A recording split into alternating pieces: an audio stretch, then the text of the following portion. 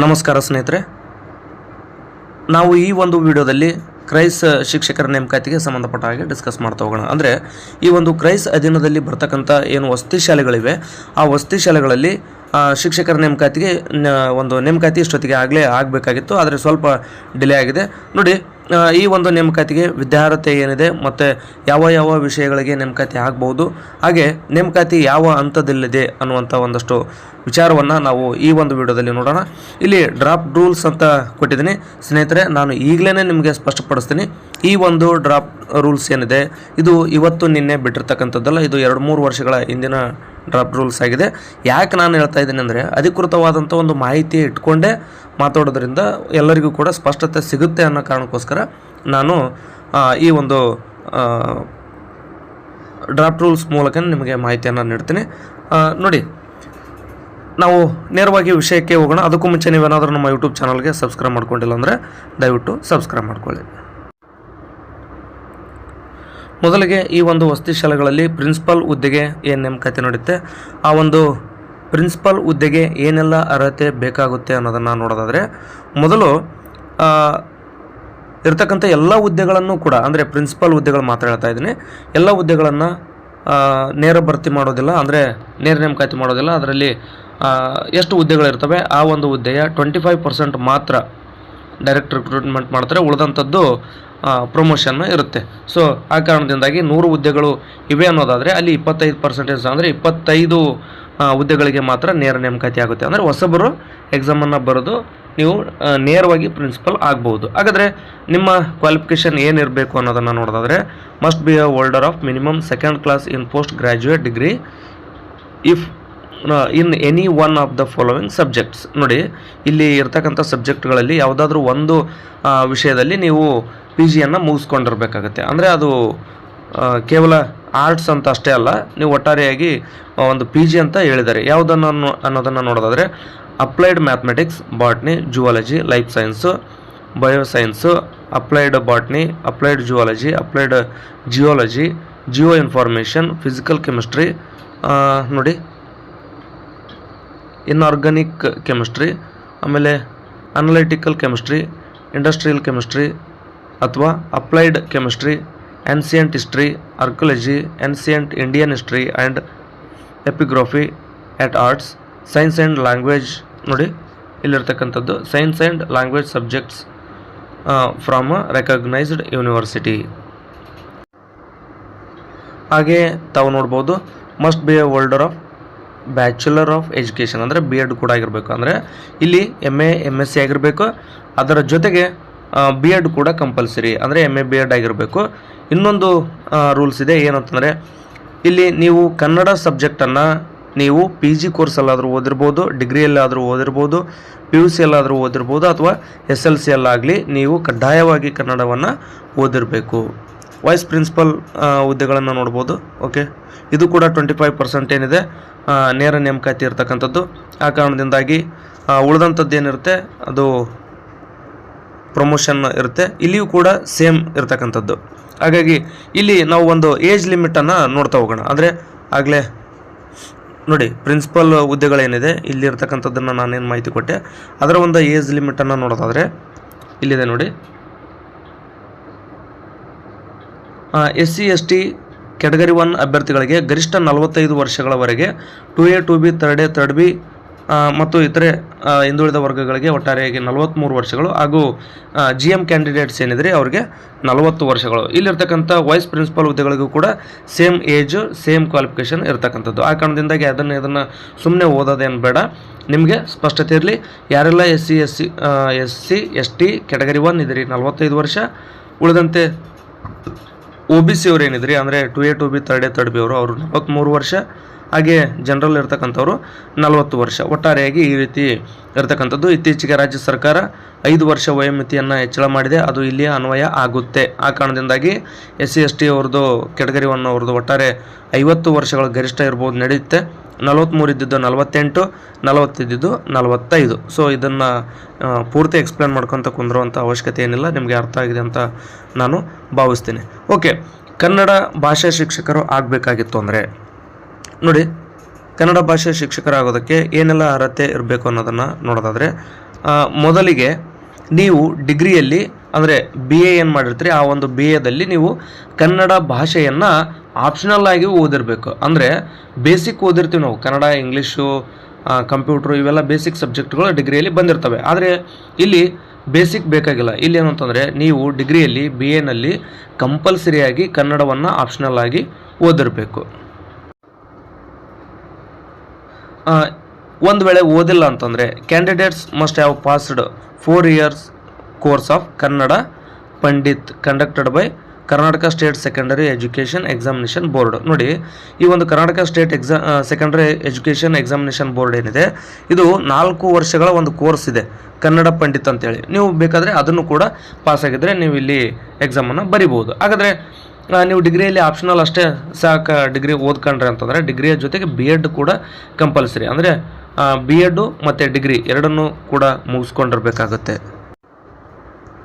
ಇನ್ನೊಂದು ಕೂಡ ಇದೆ, 4 ವರ್ಷದ ಕೋರ್ಸ್ನ ನಾನು ಓದಿಲ್ಲ, ಎಲ್ಲಿ ಓದಕ್ಕೆ ಹೋಗೋಣ, ಓದೋಣ ಕನ್ನಡ ಪಂಡಿತ್ ಅಂತ ಅಂದ್ಕೊಂಡ್ರೆ ಡಿಗ್ರಿಯಲ್ಲಿ ನೀವು ಆಪ್ಷನಲ್ ಬಿ ಎ ಅಂದರೆ ಡಿಗ್ರಿಯಲ್ಲಿ ಅಂದರೆ ನೀವೇನು ಬಿ ಎ ಮಾಡಿರ್ತೀರಿ ಅಲ್ಲಿ ಆಪ್ಷನಲ್ ಕನ್ನಡ ಕೂಡ ಓದ್ಕೊಂಡಿಲ್ಲ ಅಂತಂದರೆ ನಿಮಗೆ ಅವಕಾಶ ಇದೆ. ಇನ್ನೊಂದು ಏನು ಅಂತಂದರೆ ನೀವು ಈ ಒಂದು ಕನ್ನಡ ವಿಷಯದಲ್ಲಿ ಎಮ್ ಎ ಮಾಡಿದ್ರೂ ಕೂಡ ಅವಕಾಶ ಇರ್ತಕ್ಕಂಥದ್ದು. ಅಂದರೆ ಇಲ್ಲಿ ನೋಡ್ಬೋದು ನೀವು, the candidate not studied Kannada optional in bachelor degree post graduation in Kannada language be considered. ಹಂಗಾಗಿ ನೀವು ಎಮ್ ಎ ಆಪ್ಷನಲ್ ಕನ್ನಡ ಮಾಡ್ಕೊಂಡಿದ್ರಿ ಅಂತಂದರೆ ಜೊತೆಗೆ ಬಿ ಎಡ್ ಮಾಡ್ಕೊಂಡಿದ್ರೆ ನೀವು ಕನ್ನಡ ಶಿಕ್ಷಕರಾಗ್ಬೋದು. ಒಂದು ವೇಳೆ ಎಮ್ ಎ ಮಾಡ್ಕೊಂಡಿಲ್ಲ ಅಂತಂದರೆ ಜಸ್ಟ್ ಬಿ ಎಡ್ ಆಗಿದೆ, ಡಿಗ್ರಿ ಆಗಿದೆ ಅಂದರೆ ಡಿಗ್ರಿಯಲ್ಲಿ ಕಂಪಲ್ಸರಿಯಾಗಿ ನೀವು ಕನ್ನಡ ಆಪ್ಷನಲನ್ನು ಓದ್ಕೊಂಡಿರ್ಬೇಕು. ಇಲ್ಲಿಯೂ ಕೂಡ ಸೇಮ್. ಅಂದರೆ ಎಲ್ಲಿ ಅಂತಂದರೆ ಇಂಗ್ಲೀಷ್ ಸಬ್ಜೆಕ್ಟನ್ನು ನೋಡ್ಬೋದು. ನೀವು ಈ ಒಂದು ಸ್ಯಾಲ್ರಿಯನ್ನು ಕೂಡ ನೋಡ್ಬೋದು. ಅಂದರೆ 33,450 ಬೇಸಿಕ್ ಇರ್ತಕ್ಕಂಥದ್ದು. ಅಂದರೆ ಇದು ಹೆಚ್ಚಾಗಿದೆ ಈಗ, ಯಾಕಂದರೆ 7th ಪೇ ಅನುಷ್ಠಾನ ಆದಮೇಲೆ ಇಲ್ಲಿ ಸ್ಯಾಲ್ರಿ ಕೂಡ ಹೈಕ್ ಆಗಿರುತ್ತೆ. ಆ ಕಾರಣದಿಂದಾಗಿ ಈಗ ಅಂದರೆ ಹೊಸ ಡ್ರಾಫ್ಟ್ ರೂಲ್ಸ್ ಆದರೂ ಬರಲಿ ಅಥವಾ ನೋಟಿಫಿಕೇಷನ್ ಆದರೂ ಬರಲಿ, ಅಲ್ಲಿ ಸಂಪೂರ್ಣವಾಗಿ ಈ ಒಂದು ಪೇಮೆಂಟ್ ಬಗ್ಗೆ ನಿಮಗೆ ಕ್ಲಾರಿಟಿ ಸಿಗುತ್ತೆ. ಇದು ಅಂದರೆ 6th ಪೇನಲ್ಲಿ ಇದ್ದಂಥದ್ದು ಈಗ ರಾಜ್ಯದಲ್ಲಿ 7th ಪೇ ಇದೆ. ಆ ಕಾರಣದಿಂದಾಗಿ ಸ್ವಲ್ಪ ವ್ಯತ್ಯಾಸ ಆಗುತ್ತೆ. ಸೊ ಇಲ್ಲಿ ಪೇಮೆಂಟ್ ಬಗ್ಗೆ ನಾನು ನಿಖರವಾದಂಥ ಮಾಹಿತಿಯನ್ನು ನೀಡೋದಿಲ್ಲ. ಮತ್ತು ಇನ್ನೊಂದು ಇಂಗ್ಲೀಷ್ನಲ್ಲಿ ಕೂಡ ಅಷ್ಟೇ, ನೀವು ಬಿ ಎ ಓದಿರ್ತೀರಿ, ಬಿ ಎನಲ್ಲಿ ಆಪ್ಷನಲ್ ಇಂಗ್ಲೀಷನ್ನು ಕಂಪಲ್ಸರಿಯಾಗಿ ಓದಿರಬೇಕು. ಜೊತೆಗೆ ಬಿ ಎಡನ್ನು ಕೂಡ ಓದಿರಬೇಕು. B ಎಡ್ನಲ್ಲಿ English ಮೆಥಡನ್ನು ಕಂಪಲ್ಸರಿಯಾಗಿ ಓದಿರಬೇಕಾಗುತ್ತೆ. ಒಂದು ವೇಳೆ ನೀವೇನಾದರೂ ಡಿಗ್ರಿಯಲ್ಲಿ ಆಪ್ಷನಲ್ ಇಂಗ್ಲೀಷ್ ಓದಿಲ್ಲ ಅಂತಂದರೆ ನೀವು ಬೇಕಾದರೆ ಪಿ ಜಿ ಅಂದರೆ ಈಗೇನು ಎಮ್ ಎ ಇದೆ, ಎಮ್ ಎ ಆಪ್ಷನಲ್ ಇಂಗ್ಲೀಷನ್ನು ಮಾಡ್ಕೊಂಡಿದ್ರೆ ನೀವು ಇಂಗ್ಲೀಷ್ ಶಿಕ್ಷಕರಾಗಲು ಅರ್ಹತೆ ಹೊಂದಿದಂತೆ.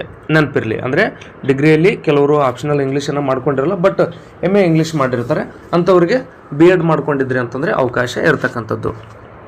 ನಾನು ಹೇಳೋದು ನಿಮಗೆ ಅರ್ಥ ಆಗ್ತಾ ಇದೆ ಅಂತ ನಾನು ಭಾವಿಸಿದ್ದೀನಿ.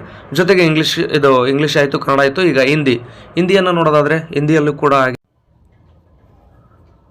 ನೀವು ಡಿಗ್ರಿಯಲ್ಲಿ ಆಪ್ಷನಲ್ ಆಗಿ ಹಿಂದಿಯನ್ನು ಓದಿರಲೇಬೇಕು. ಜೊತೆಗೆ ಬಿ ಎಡನ್ನು ಕೂಡ ಕಂಪಲ್ಸರಿಯಾಗಿ ಪಾಸ್ ಆಗಿರಬೇಕಾಗುತ್ತೆ. ನೆಕ್ಸ್ಟ್ ಸಬ್ಜೆಕ್ಟ್ ನೋಡೋದಾದರೆ ಅದು ಸೈನ್ಸು. ಸೈನ್ಸಲ್ಲಿ ಏನು ಕ್ವಾಲಿಫಿಕೇಷನ್ ಬೇಕಾಗುತ್ತೆ ಅನ್ನೋದನ್ನು ನೋಡೋದಾದರೆ ನೋಡಿ, ನೀವು ಎಮ್ ಎಸ್ ಸಿನಲ್ಲಿ ಬಿ ಎಸ್ ಸಿನಲ್ಲಿ ಕೆಮಿಸ್ಟ್ರಿಯನ್ನು ಕಂಪಲ್ಸರಿಯಾಗಿ ಓದಿರಲೇಬೇಕು. ಆ ಕೆಮಿಸ್ಟ್ರಿಯ ಜೊತೆಗೆ ಬಾಟ್ನಿ ಅಥವಾ ಜುವಾಲಜಿ ಎರಡರಲ್ಲಿ ಒಂದನ್ನಾದರೂ ಕಂಪಲ್ಸರಿಯಾಗಿ ಓದಿರಲೇಬೇಕು. ಮತ್ತು ಬಿ ಎಡ್ ಕೂಡ ಕಂಪ್ಲೀಟು ಆಗಿರಬೇಕಾಗುತ್ತೆ. ಅದರ ಜೊತೆಗೆ SLC ವರೆಗೆ ಅಥವಾ PUCಯಲ್ಲಿ, ಡಿಗ್ರಿಯಲ್ಲಿ ಅಥವಾ PGಯಲ್ಲಿ ನೀವು ಕನ್ನಡವನ್ನು ಓದ್ಕೊಂಡಿರಬೇಕಾಗುತ್ತೆ. ಅಂದರೆ PGಯಲ್ಲಿ ಯಾರೂ ಕನ್ನಡ ಓದಲ್ಲ, BScನಲ್ಲಿಯೂ ಕೂಡ ಓದ್ಕೊಳ್ಳೋಕ್ಕಾಗಲ್ಲ. ಇದು SLC ವರೆಗಂತೂ ಬಹುತೇಕರು ಫಸ್ಟ್ ಲ್ಯಾಂಗ್ವೇಜ್ ಓದಿರ್ತಾರೆ. ಇನ್ನು ಕೆಲವರು ಅಂದರೆ ಇಂಗ್ಲೀಷ್ ಮೀಡಿಯಮ್ ಇದ್ದಂಥವ್ರು 2ನೇ ಭಾಷೆಯಾಗಿ ಆದರೂ ಕನ್ನಡವನ್ನು ಓದಿರ್ತಾರೆ. ಸೊ ಅದ್ರ ಬಗ್ಗೆ ಏನು ಜಾಸ್ತಿ ಚರ್ಚೆಯನ್ನು ಮಾಡೋದು ಬೇಡ. ಒಟ್ಟಾರೆ ನೀವು SLC ಅಥವಾ PUCಯಲ್ಲಿ ಕನ್ನಡವನ್ನು ಕಂಪಲ್ಸರಿಯಾಗಿ ಓದಿರಬೇಕಾಗುತ್ತೆ. ಅದು ಫಸ್ಟ್ ಲ್ಯಾಂಗ್ವೇಜು ಅಥವಾ ಸೆಕೆಂಡ್ ಲ್ಯಾಂಗ್ವೇಜು ಒಟ್ಟಾರೆ ಓದಿರಬೇಕು. ನೆಕ್ಸ್ಟು ಮ್ಯಾಥಮೆಟಿಕ್ಸ್ ಟೀಚರ್ ಆಗೋದಕ್ಕೆ ಏನೆಲ್ಲ ಅರ್ಹತೆ ಇರಬೇಕು ಅನ್ನೋದನ್ನು ನೋಡೋದಾದರೆ ನೋಡಿ, ಮೊದಲಿಗೆ ನೀವು ಅಂದರೆ ಈಗ ಸೈನ್ಸ್ ಆಗಬೇಕಂದ್ರೆ ಬಹುತೇಕರು CBZ ಮಾಡ್ಕೊಂಡಿರ್ತೀರಿ, ಮ್ಯಾಥ್ಸ್ ಟೀಚರ್ ಆಗೋರು PCM ಮಾಡ್ಕೊಂಡಿರ್ತೀರಿ. ಆದರೆ ಒಂದಷ್ಟು ಏನಾಗಿರುತ್ತೆ ಅಂದರೆ ಒಂದೊಂದು ಸಬ್ಜೆಕ್ಟ್ಗಳು ಚೇಂಜ್ ಆಗಿರ್ತವೆ. ಇಲ್ಲಿ ನೋಡೋದಾದರೆ ನೋಡಿ, must be holder of bachelor degree in science with mathematics and physics as compulsory subjects. And ನೋಡಿ addition subjects ಕೊಟ್ಟಿದ್ದಾರೆ. shall have studied any one of the followings as optional subject, namely chemistry. ನೋಡಿ, ನೀವು ಡಿಗ್ರಿಯಲ್ಲಿ physics ಮತ್ತು ಮ್ಯಾಥ್ಸನ್ನು ಕಂಪಲ್ಸರಿಯಾಗಿ ಓದಿರಲೇಬೇಕಾಗುತ್ತೆ. ಜೊತೆಗೆ B ಎಡನ್ನು ಓದ್ಕೊಂಡಿರಬೇಕು, ಮತ್ತು ಕನ್ನಡನೂ ಕೂಡ ಅದೇ ರೀತಿ ಇರತಕ್ಕಂಥದ್ದು.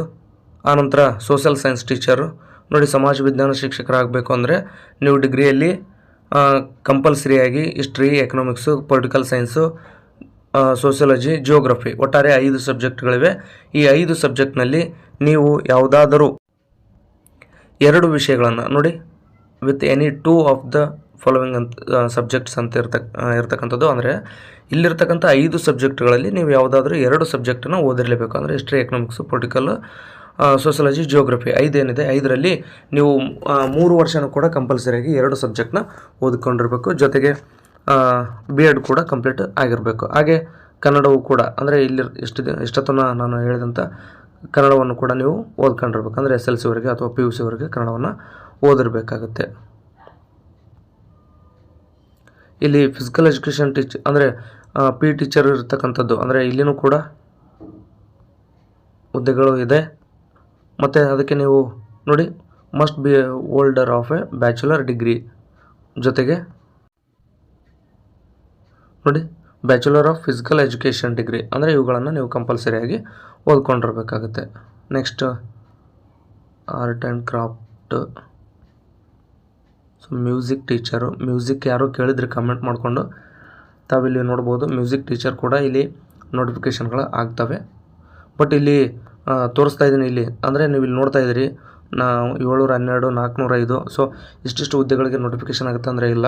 ಅಂದರೆ ಆರ್ಥಿಕ ಇಲಾಖೆ ಎಷ್ಟು ಹುದ್ದೆಗಳಿಗೆ ಅನುಮೋದನೆಯನ್ನು ನೀಡಿದೆ ಅಷ್ಟು ಹುದ್ದೆಗಳಿಗೆ ಮಾತ್ರ ನೇಮಕಾತಿ ಆಗುತ್ತೆ. ಸೊ ನಿಮ್ಗೆ ಈಗಾಗಲೇ ಹೇಳಿದ್ದೀನಿ ಏನಂತಂದರೆ ಈ ಒಂದು 1700+ ಹುದ್ದೆಗಳಿಗೆ ನೇಮಕಾತಿ ನಡೆಯುವಂಥದ್ದು. ಅದರಲ್ಲಿ ನಿಮ್ಗೆ ಆಲ್ರೆಡಿ ಗೊತ್ತಿದೆ 875 ಹುದ್ದೆಗಳು ನಾನ್-HK ಭಾಗಕ್ಕಿದೆ.